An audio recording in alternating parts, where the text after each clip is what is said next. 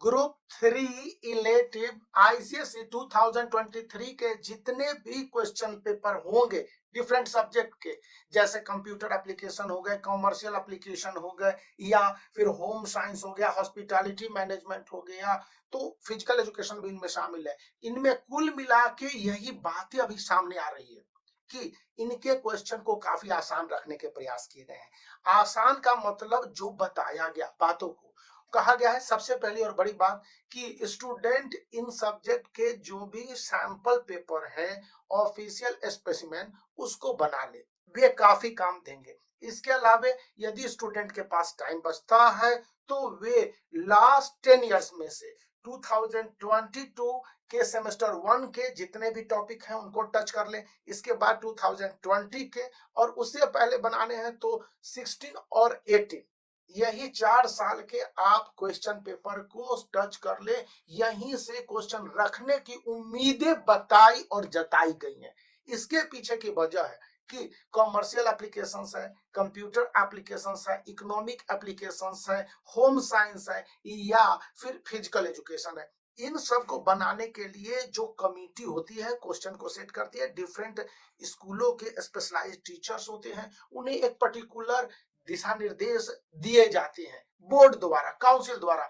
और काउंसिल चाहती है कि जब वे पेपर को तैयार किए जा रहे हो तो कुल मिला के स्कोरिंग पॉइंट ऑफ व्यू होने चाहिए। खास करके सेक्शन ए और सेक्शन बी, कम से कम सेक्शन ए के ऑब्जेक्टिव टाइप को डायरेक्ट और फैक्चुअल रखने की कोशिश पूरी तरह से की गई है। इसको लेकर कंप्यूटर एप्लीकेशंस के क्वेश्चनों को मैंने आपके साथ डिस्कस कर लिया।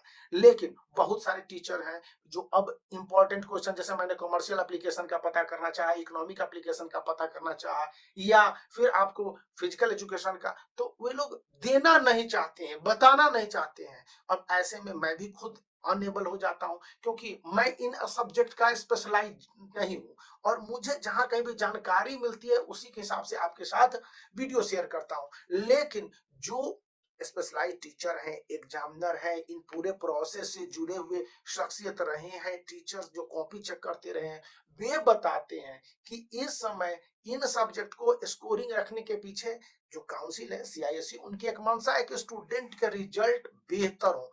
बेस्ट 5 में कोई अगर एक सब्जेक्ट गड़बड़ हो रहा है क्लास 10th में, तो उसको रिप्लेस किया जा सके।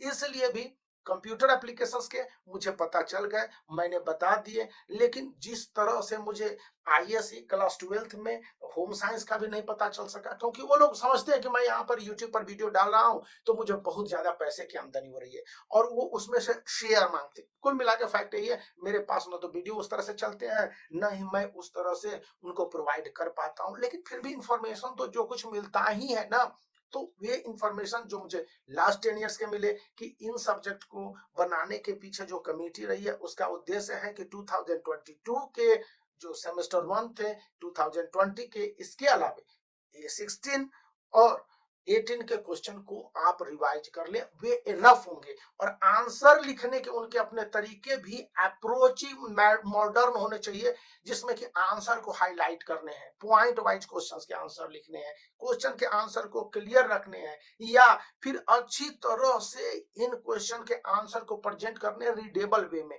हैंड राइटिंग अच्छी नहीं हो तो आप क्वेश्चन पेपर का बेटर प्रेजेंटेशन आपके मार्क्स को फेच करेगा एग्जामिनेशन के बाद, जब आपकी कॉपी चेकिंग हो रही होगी। और सीआईएससी उस समय देखेगी। तो इस समय यही बातें मुझे पता चल सकी थी, मैंने सोचा आपके साथ शेयर कर लो। काफी देर भी हुआ और काफी थकान भी हुई, क्योंकि मैं बहुत प्रयास किया, और जो मेरे पास अवेलेबल हो सके थोड़ी बहुत जानकारी, लिमिटेड जानकारी, और किन्होंने शेयर नहीं किया, केवल 10 इयर्स के बारे में ही कुछ कुछ टीचरों ने बताया, तो मैं आपके साथ शेयर कर लिया। तो आप ऐसा करके देखिए, हो सकता है आपके बहुत अच्छा मार्क्स हो। तो इस वीडियो को लाइक कर लीजिए, चैनल को शेयर कर दीजिए, दोस्तों के साथ सब्सक्राइब करना भी चैनल को याद रखें।